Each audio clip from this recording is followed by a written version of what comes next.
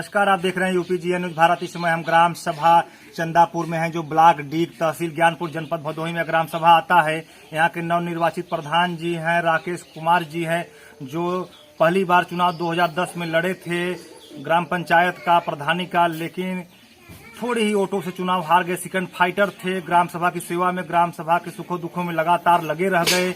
और जिसको देखते हुए ग्राम सभा के लोगों को जब 2021 में पंचायती राज का चुनाव में मौका मिला, इनको 320 वोट देकर काफी अच्छे वोटों से चुनाव जिताया, जबकि इनके ग्राम सभा में टोटल वोट की संख्या 2145 के लगभग है। और इस बार पंचायती राज के चुनाव में इनके बूथ पर 1254 वोट पड़ा था। आइए, जो विकास पुरुष कहे जाते हैं ग्राम सभा चंदापुर के राकेश कुमार सरोज जी से खुल के ग्राम सभा के विकास पे, ग्राम सभा की समस्याओं पे चर्चा करते हैं। बहुत पहले 15 से 20 साल पहले ये ग्राम पंचायत सदस्य रह चुके थे ग्राम सभा में।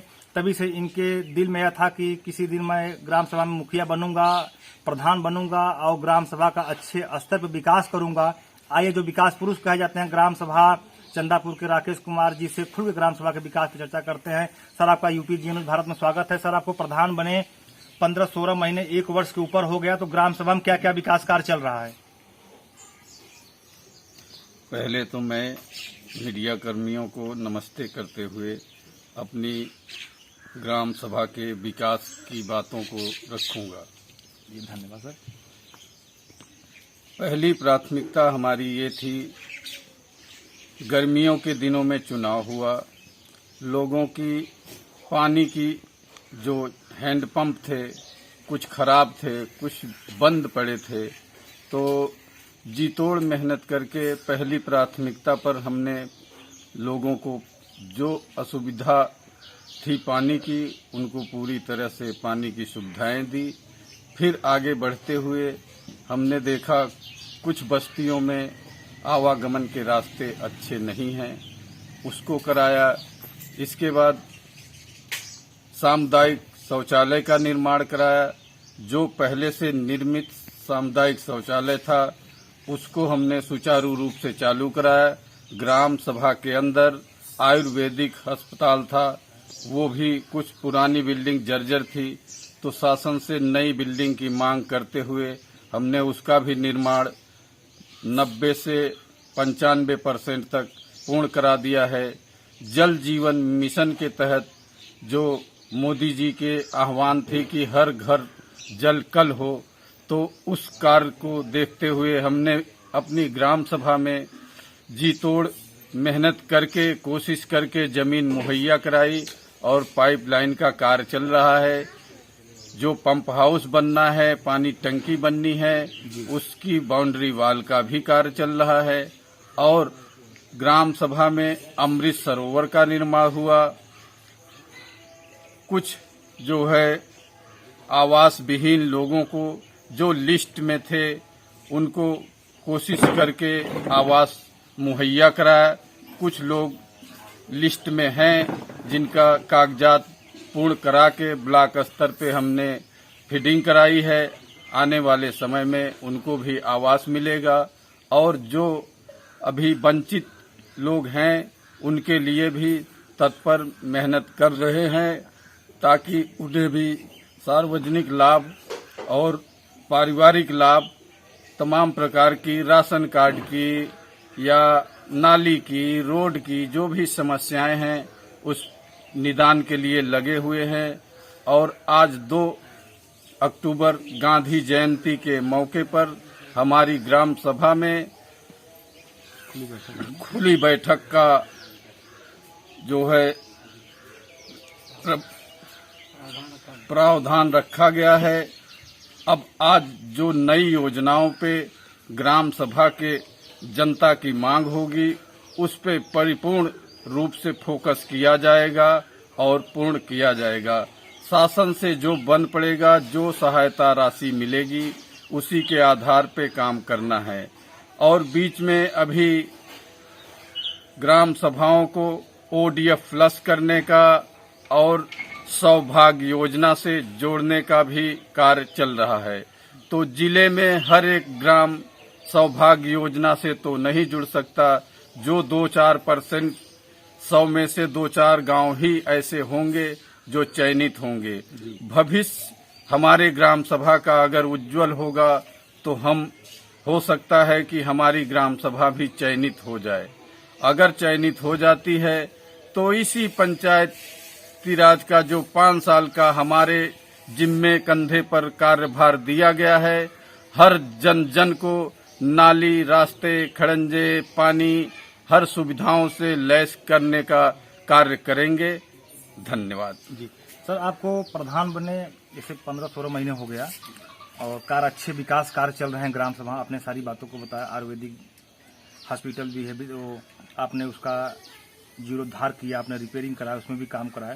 सर, सरकार की मंशा यह थी कि हर ग्राम सभा में पहले पंचायत सचिवालय का निर्माण हो, तो आपके ग्राम सभा में पंचायत सचिवालय सर पूर्ण रूप से तैयार हो चुका है कि अभी क्या उसमें कुछ बाकी है काम? हमारी ग्राम सभा में पंचायत सचिवालय पहले से निर्मित, मानक के अनुरूप तो नहीं। जी 2 कमरे और एक छोटा सा बरामदा है। जी तो पहली प्राथमिकता ये थी प्रधान बनने के बाद कि हमारा भी कार्यालय हो, हमें भी बैठने की स्थान हो, जी। और जो हमारे सदस्यगण हैं या ग्राम के वासी हैं वो अगर कहीं हमको ढूंढते फिरते हैं तो ये तो उचित नहीं है। एक स्थान होना चाहिए। उस दरमियान हमने पंचायत भवन का मरम्मत कराया, टाइलीकरण कराई, वहां पे उचित बैठने की व्यवस्था कराई।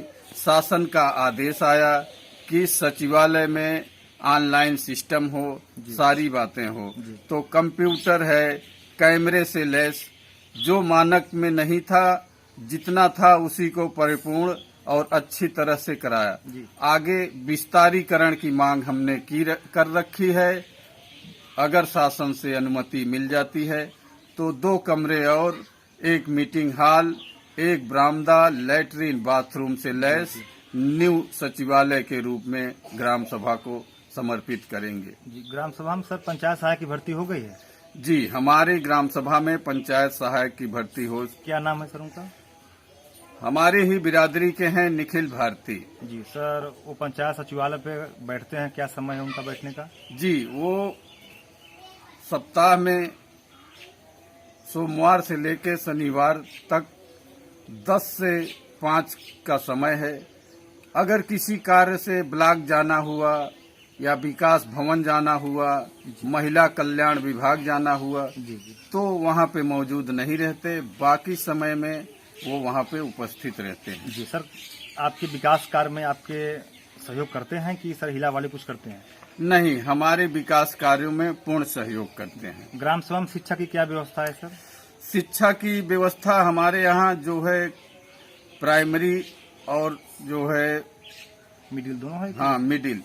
तो अब जो है उसको शासन ने कंपोजिट कर दिया। एक ही जगह पे होने के कारण उसे एक में विलीन कर लिया, तो उसको कंपोजिट विद्यालय चंदापुर के नाम से कर दिया। उसमें सर जो भोजन बनता है, बच्चों का खाना पीने की व्यवस्था है वो प्रधान जी के माध्यम से रहती है। सर कभी आप जाकर खाना खाकर चेक करते हैं कि सरकार के मानक के हिसाब से भोजन स्वादिष्ट बच्चों को बन रहा है कि नहीं बन रहा है? जी, मैं हफ्ते में 2 से 3 दिन वहाँ पे जाता हूँ और खुद ही खाना चख के, देख के और बच्चों से पूछता भी हूँ कि आज कैसा बना है, कल कैसा था। ये सारी चीजें मैं खुद स्वयं ही करता हूँ। जी सर, आपने आवास के बारे में बात किया। लगभग पात्र जिनके पास झुग्गी झोपड़ी मड़ाहा टीन सेट है आपके ग्राम सभा में, लगभग उनकी संख्या कितनी होगी आवास की, जिनके पास कच्चे मकान है, टीन सेट है, झुग्गी झोपड़ी है? अब जो पुरानी लिस्ट में अंकित थे, अगर उनका आवास पूर्ण हो जाता है तो ये मानिए कि 5 से 10 लोग ऐसे रह जाएंगे अभी भी जिनके पास आवास की असुविधा है। सर, स्वच्छ भारत मिशन के तहत मोदी जी का सपना है कि पूरे भारतवर्ष में एक भी घर वंचित न रहने पाए शौचालय से, ताकि किसी भी बहन बेटी को शौच के लिए बाहर न निकलना पड़े। जो 12,000 रुपए का सर होता है, इज्जत घर कहा जाता है शौचालय, उसकी अभी क्या आपके ग्राम सभा में कितना बाकी है जो आपके कार्यकाल में पूरा हो जाएगा? लगभग कितना पात्र हैं जिनका बाकी है? हमारे यहाँ 442 शौचालय शासन से पास हुए थे पिछली सरकार में। जो प्रधान थे। हाँ, पंचायती राज के जो भी प्रधान थे जी उनके हाथों में डायरेक्टली पैसा आया था। जी जी। और उन्होंने लमसम उसको पूर्ण भी कराया जहां तक हो सका। जी बाकी जो वंचित रह गए हैं, जैसे कुछ परिवार बढ़े हैं, जी तो उस हिसाब से भाई सुविधा और चाहिए। जी जी तो हम ये सोच रहे हैं कि अगर हमारी ग्राम सभा को 300 शौचालय का लक्ष्य हमारा है, अगर 300 शौचालय हमारी पंचायती समय तक मिल जाता है तो हर घर शौचालय निर्मित हो जाएगा। सर, सरकार जो महीने में गरीबों को 3 पेंशन देती है, वृद्धा पेंशन, विधवा पेंशन, विकलांग पेंशन। इसके मद्देनजर हर ग्राम पंचायत में पूरे प्रदेश में पंचायत सहायक की भर्ती हुई, पंचायत सचिवालय का निर्माण हुआ ताकि वहाँ सारे सिस्टम हो, ऑनलाइन प्रक्रियाएं हैं। जो ग्राम सभा के जो गरीब हैं वो लोग जाकर किसी प्राइवेट सहज जन सेवा केंद्र या किसी प्राइवेट कंप्यूटर की दुकान पर जाकर ऑनलाइन करवाते हैं, उनका पैसा खर्च होता है सर। और सारी जिम्मेदारी होती है प्रधान जी की कि ये पंचायत सहायक के माध्यम सारे पेंशनधारी जो भी हैं उनका ऑनलाइन कराया जाए और पेंशन आए। तो आपके ग्राम सभा में सर सभी का पेंशन आता है कि कुछ बाकी है अभी? हमारी ग्राम सभा में जितने भी पेंशन धारक थे उसमें से 30% पेंशन धारकों का पेंशन रुका हुआ था। ये शासन की तरफ से था केवाईसी के मद्देनजर शायद उनकी कुछ त्रुटियां थी, उसको देखते हुए उनका पेंशन बाधित हुआ। तो अभी पंचायत सहायक और रोजगार सेवक, ग्राम विकास अधिकारी को आदेश आया था कि उनका आधार, बैंक पासबुक लेके संशोधित कराएं। तो इसमें सहयोग में हम भी साथ में लगे और जन जन तक गए जो भी लाभार्थी थे। जी। तो उनकी प्रक्रिया पूर्ण कर ली गई है और उनका भी पैसा आएगा। बाकी पैसे जो किसान सम्मान निधि के हैं जी, तो भाई 100 लोगों की मांग है तो 80% 90% ही पहुंच पाता है, पूर्ण नहीं हो पाता। अगर उसमें शासन से जो त्रुटि बताई जाती है, लोग लगे भी हैं, पंचायत सचिवालय पे लोग आते हैं, कृषि विभाग के अधिकारी भी आते हैं, हमारे यहाँ महीने में 1-2 बैठक ऐसे होती रहती है। तो लोग अपनी अपनी बातें रखते हैं, 100 रख रहे हैं तो 10-20 का निदान तो हो ही जा रहा है। सर, सरकार महीने में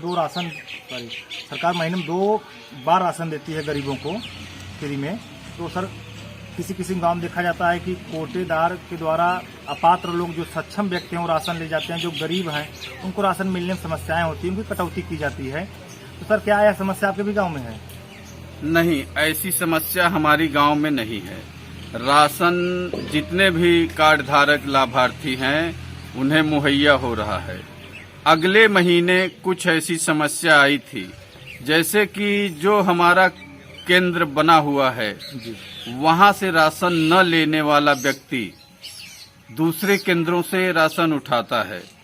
तो समस्या आई कि शासन ने बीच में तेल, चना और नमक देना बंद किया था, और जैसे ही तेल, चना, नमक देना शुरू किया सभी लाभार्थी उसी केंद्र पे आ गए, क्योंकि उनको जो है उस समय अनाज से ज्यादा तेल, चना और नमक की जरूरी समझ में आया। तो वो एक लिमिट थी, जो जहां से उठा रहा है उसी को आवंटन होना था और उसी का हुआ था। अब उसको देखते हुए कुछ 2% लोगों का राशन या तेल, चना, नमक में कमी महसूस की गई। बाकी तो सामान्यतः अच्छा ही चल रहा है। ग्राम सभा में सर सभी को आने जाने के लिए चकमार्ग की व्यवस्थाएं हैं कि समस्याएं हैं गांव में चकमार्ग की? चकमार्ग की समस्या तो जटिल ही है। कब्जा संबंधी समस्या ज्यादा है। समस्या ये है कि दोनों पक्ष, चक मार्गों पे एक पक्ष तो काबिज है नहीं, चक मार्गों पे दोनों तरफ के दोनों पक्ष काबिज हैं, और उनकी सुविधा के लिए ग्राम प्रधान चाहे आने वाला हो, चाहे जो चला गया है या वर्तमान का है, अगर उन चीजों पे फोकस करता है तो आज के दौर में अभी भी लोगों की मानसिकता में थोड़ा सा जो समझ की बात है वो नहीं है। यही चीज आने वाले समय में उनको भी लगेगा। अगर हमारे खेत तक, हमारे जमीन तक अच्छा रास्ता हो जाएगा, तो हमारी जमीन की अच्छी वैल्यू बनेगी। ट्रैक्टर ले जाना हो या किसी प्रकार का कुछ कार्य हो या निर्माण कार्य ही करना हो तो हमें किसी के भरोसे या किसी से कह के जाना नहीं पड़ेगा। चक मार्ग इसीलिए शासन ने काटे हैं और उसका निर्माण आज नहीं तो कल जरूर होगा और जहां भी है वहां पूर्ण ही होगा, तभी जन जन को उसका लाभ मिलेगा। बाकी तो अभी उतना सक्षमता नहीं दिखा रहे हैं लोग कि हमारे जमीन में है तो हमारे खेत तक भी चला जाए, आगे जाए न जाए, मगर अपने अपने पे अगर लोग आ जाएं तो चक मार्ग तो पूर्ण हो ही जाएंगे। और मनरेगा से इसमें ऐसा भी है प्राविधान कि मनरेगा के तहत कोई भी कार्य, मिट्टी का कार्य तो आप फटाफट करा सकते हैं, उसमें किसी प्रकार का रोक टोक नहीं होता है जी। तो अगर जनता में जागरूकता अच्छी आ जाएगी तो मैं मानता हूं कि इसी पंचायती राज में चक मार्ग का कार्य भी पूर्ण हो सकता है। सर, काफी गांव देखा जाता है कि जल निकासी की व्यवस्थाएं नहीं होती, जिससे कि बरसात के मौसम में ग्राम सभा में जल जमाव होता है और महामारी और तमाम रोग फैलने का डर रहता है। तो सर, क्या आपके भी गांव में जल जमाव ज्यादा होता है कि पानी की निकासी हो जाती है? हमारी ग्राम सभा में बरसात के पानी का जो है जल जमाव का तो मानिए कि 2% ही है जी। बाकी जो रोजमर्रा की यूज के पानी का है तो वो तो भाई अगल बगल ही रहता है। हाँ, उसकी थोड़ी समस्या है जी। सर, ग्राम सभा में आशा जो होती हैं और आंगनवाड़ी, सर इनके द्वारा आपके ग्राम सभा में जो भी सरकारी योजनाएं आती हैं, इनके दवा वितरण या जो भी समस्याएं हैं, विटामिन गोलियां क्या तमाम चीजें आती हैं, वो वितरण सर होता है, ये लोग करती हैं, देखरेख अच्छे से करते हैं कि? जी, कुछ कमियां हैं एक दो लोगों की, बाकी जो उसमें जुड़े हैं अपने कार्य में निपुणतः अपना सहयोग कर रहे हैं। अब रही बात जहां 4 का समूह है तो 1-2 लापरवाही तो करते ही हैं। जी। सर, एक आखिरी सवाल यह है कि आपके जिले के जो बड़े जनप्रतिनिधि हैं, सांसद जी, विधायक जी, ब्लॉक प्रमुख जी और जिला पंचायत अध्यक्ष जी, इनके द्वारा आपके 1 वर्ष के कार्यकाल में इनके द्वारा कोई विकास कार्य आपके ग्राम सभा में कराया गया है? हमारी ग्राम सभा में जिला अध्यक्ष जी के द्वारा हाई मार्क्स लाइट का निर्माण कराया गया और माननीय मनोज कुमार मिश्रा ब्लॉक प्रमुख जी के द्वारा सार्वजनिक स्थानों पे ब्रेंच लोगों के बैठने की व्यवस्था कराई गई और अभी हमें ऐसे जनप्रतिनिधियों, सांसद, विधायक से कोई भी लाभ हमारी ग्राम सभा को नहीं मिल पाया है। सर, आप कभी अपने ग्राम सभा की कोई बड़ी समस्या, आप पहली बार प्रधान हुए हैं, 70-75 सालों से कोई न कोई प्रधान यहाँ पर होंगे, बहुत सारे प्रधान होंगे, तो कोई ऐसी बड़ी समस्या हो आपके ग्राम सभा में जो आज तक कोई प्रधान हल न किए हों और आप उस समस्या को खत्म करना चाहते हो, विधायक जी के माध्यम से, सांसद जी के माध्यम से या बड़े जनप्रतिनिधि के माध्यम से वो विकास कार्य करना चाहते हैं, कुछ बड़ी समस्याएं ऐसी हैं आपके ग्राम सभा में? जी, कुछ बड़ी समस्या ये है कि जैसे मान लीजिए हमारे ग्राम सभा में ग्राम देवी का जो है निर्माण पहले से ही हुआ होगा और कौन किया है उसका हमें अभी पूरा ज्ञान नहीं है। वहां पर जाने के लिए उचित रास्ता नहीं है जी, रास्ते का दिक्कत है। हाँ जी। और एक जटिल समस्या है जो हमारे यहाँ दलित बस्ती है जी, वहाँ की नाली का सबसे बड़ा मुद्दा है जी। और करीब 10 पंचवर्षीय योजनाओं से मैं देख रहा हूँ कि हर बार कार्यवाही लिखी जाती है, होता नहीं और हो नहीं पाता। उसका कारण भी है कि वो दूरी उसकी थोड़ी ज्यादा है, बजट उसमें ज्यादा लगना है। मतलब कितना होगा सर दूरी? कितना ये मान लीजिए 500 मीटर की नाली होगी। सरकारी नाली नक्शे में दर्ज है? नक्शे में दर्ज क्या, रोड के किनारे ही होना है और रोड के किनारे जगह भी ऐसी हैं सरकार की, कहीं नवीन पट्टी के माध्यम से, कहीं बंजर के माध्यम से ऐसी जमीनें हैं और जहां नहीं है तो उसमें जन सहयोग भी होना चाहिए। मांग जो उसको पूरा किया जाएगा। हाँ जी जी, बहुत बहुत धन्यवाद। आप लोग देख रहे हैं यूपी जी न्यूज भारत और हमारे साथ हैं चंदापुर के प्रधान राकेश कुमार जी। से खुल के ग्राम सभा के विकास पे, ग्राम सभा की समस्याओं पे चर्चा हुई। इनके ग्राम सभा की मुख्य समस्या यह है कि करीब 40-50 वर्षों से बहुत सारे प्रधान हुए, कार्यकाल किए, विकास किए, चले गए, लेकिन मुख्य समस्या आएंगे ग्राम सभा में हरजम बस्ती है, वहाँ पे पानी की निकासी की व्यवस्था न होने के कारण आज तक नाली नहीं बन पाई, जल जमाव होता है, महामारी की फैलता है, रोग फैलते हैं। इनका दिली इच्छा है कि अपने इस शासनकाल में, अपने इस 5 पंचवर्षीय कार्यकाल में ये नाली का निर्माण करके एक ऐतिहासिक काम करना चाहते हैं, ताकि हरजन बस्ती में लोगों को अच्छे से पानी निकल सके, ताकि वहाँ पर दूषित पानी इकट्ठा न हो सके, ताकि रोग वहाँ न फैले, महामारी न फैले। सर, आपसे ग्राम सभा के विकास पे, ग्राम सभा की समस्या को बात करने के लिए आपका बहुत बहुत धन्यवाद।